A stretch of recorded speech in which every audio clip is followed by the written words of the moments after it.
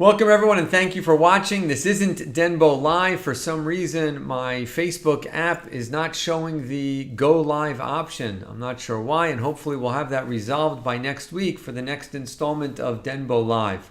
So I'm just going to record what I wanted to share with everyone and just upload it like the archaic way. This week's Parsha is filled with so much that it's so difficult to pick one particular story or item in the Parsha to put a hook on. The Parsha opens up with the three angels coming to visit Abraham after he gave himself a bris milah in last week's Parsha. They come to visit him, and during that visit, they inform him that he and his wife Sarah, that they're going to have a son, and that son should be named Yitzchak, Isaac. During that visit, they also tell Abraham about God's intention to destroy the cities of Sodom and Amorah, Sodom and Gomorrah. After that, we are told the actual story of that destruction and the saving of Lot, his wife, and his two daughters. Afterwards, Sarah is abducted once again. Last time it was by Pharaoh. This time it's by King Avimelech. And then after finally she is freed by Avimelech, we are told about the birth of Isaac. After Isaac is born, he starts to grow up, and he and Ishmael, the half-brother from Hagar, they aren't getting along so well, so Sarah forces Abraham to evict Hagar and Ishmael. And then finally, the Parsha ends with the climactic story of the Akedah, the binding of Isaac. Again, there is so much, and each one of these stories has so much profound wisdom. If you are interested in a more depth analysis from what I have to share with you, you can look on my website, and there are some classes about the life of Abraham. But in this week, I'd like to just focus on the story of Sodom and Amorah. In particular, the fleeing of Lot and his wife and her subsequent death. Lot and Abraham part ways last week. Lot is the only one from Abraham's family that left with Abraham to embark on his journey. But Lot does not seem to be living up to the expectations of what someone who is the nephew of Abraham should be. And so Abraham decides that it is in his best interest that he and Lot part ways. And Lot agrees, and Abraham says, you can pick anywhere you want to go, and if you go to the right, I'll go to the left. If you go to the left, I'll go to the right.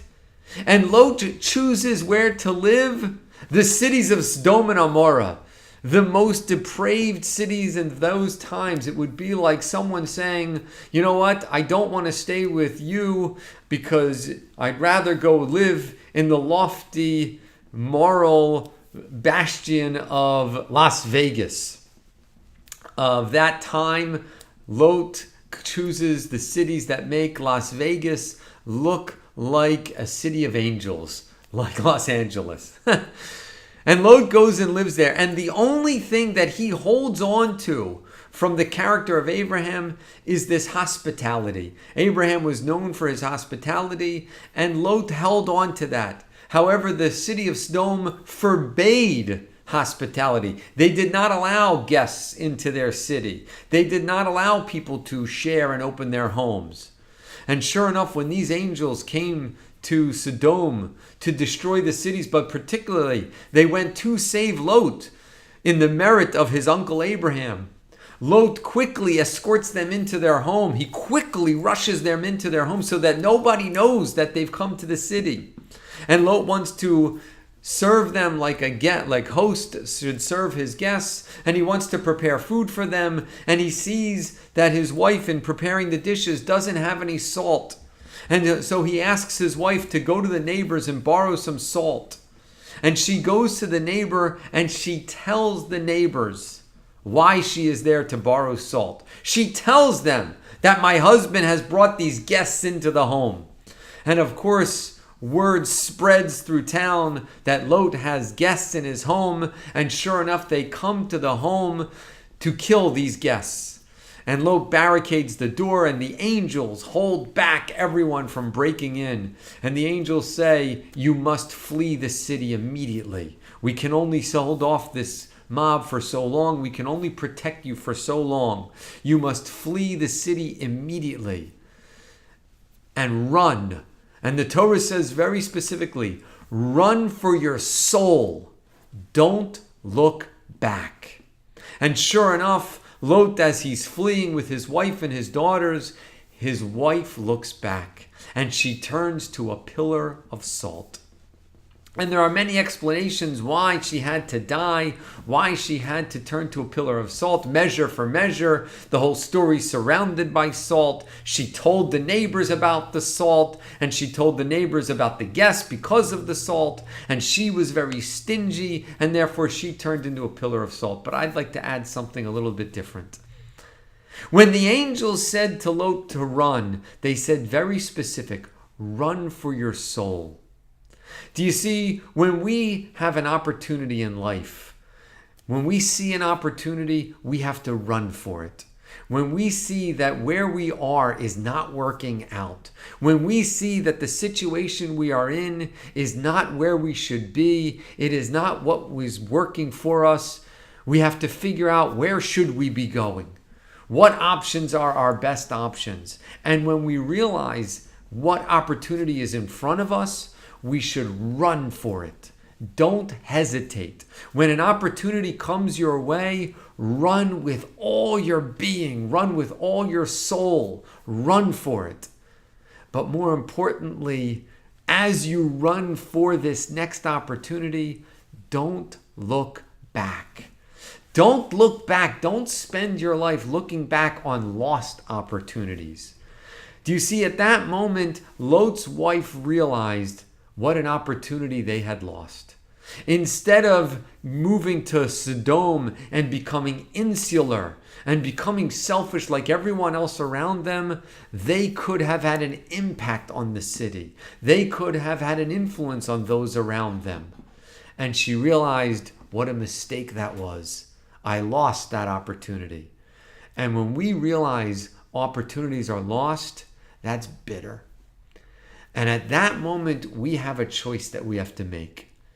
Do we hold on to that bitterness? Do we continuously spend our lives looking back? Or do we realize the mistake we made, learn from it, and move on? Because if we choose the former, if we spend our lives looking back, that is a bitter existence. That is salt. Salt is a preservative. Salt is what prevents something from moving forward in its progression, and it's bitter.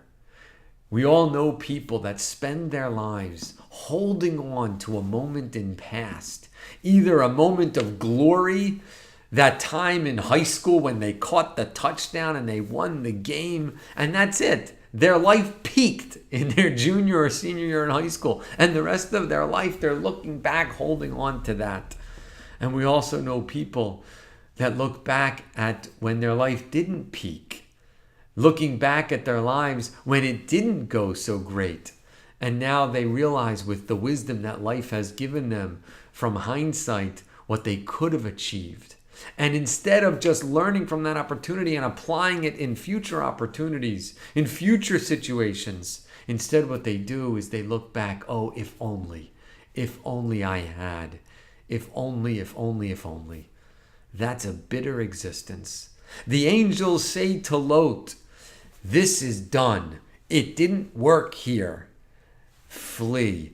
Go to the next opportunity, but go with your soul. Run for it. And don't look back. Spend your life running, constantly running to grab opportunities. And don't spend your life looking back at either glorified moments or lost opportunities, because that will be bitter. Wishing everyone a wonderful Shabbos. Hopefully you will join in next time for Denbo Live every Tuesday night for the story of the week, and Thursday night for a little insight on the Parsha. Thank you all for listening.